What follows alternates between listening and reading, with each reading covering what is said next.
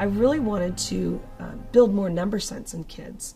You know, I kept having to speed through the word problems, and I wanted to pull out all the manipulatives, and it seemed like that's what I never had time for, because I was trying to get them to understand how to compute all the time. So now what I've done is I've rearranged that. To me, flip teaching is not about the name flip, it's about a teaching style, and it's about rearranging how I deliver my content. Flip learning is where we go home, we watch the lesson at home on the computer. They're like 10 minutes or something, and they teach you a lot, like teach you what you do at the board and stuff. And it's a great way because we save time in class. You're going to use the spaghetti, and you are going to show me, using this and some of these, 3 types of triangles and 3 types of angles. Now I'm giving very little instructions, but let me tell you something else. Very little instructions on this, because this test is meant to reach every level of what you know. Some students hear a concept once, or they don't even need to hear the whole concept. They already know how to do it. Those kids only watch part of the video. They'll fast forward even. Some kids need to hear something 10 times before they get it. And those are the kids that are loving this the most. I love it because I get to push pause and I can record stuff and I can restart it. I can go back a little in case I didn't get something. And so she doesn't have, and it's kind of like it's just one-on-one sort of. When it comes to Common Core, when we want kids to think critically and out of the box a little bit more, that takes time to do.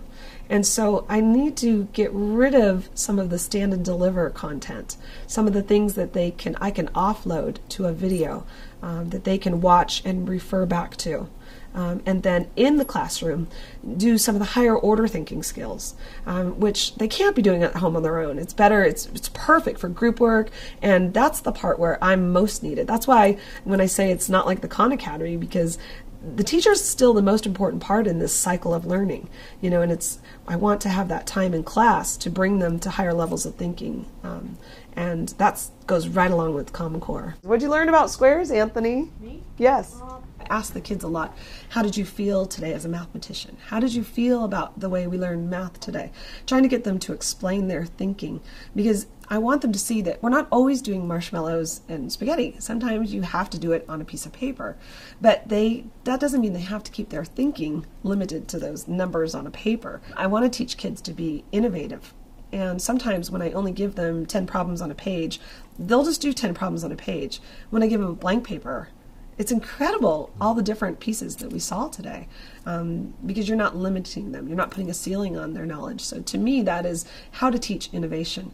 But so we go back and we have to put that into words, because if they just go through the experience and they don't reflect on it, or they don't put their thinking and ideas about how they're learning into words, it's not going to cement it into place. I think I did really good because I get judged on what I do know, not what I don't know. Sometimes we hear terms like the flipped classroom and we think, oh, it's too much, I can't take it on. And it was a big learning curve because I thought I had to do it every day. But I think if you think about it, just flip one lesson. Try it. Just offload your curriculum and do a lecture on a video using educreations.com. It is so simple to create that. And then you've created a video that has a link to it. And it's not as hard as you might think.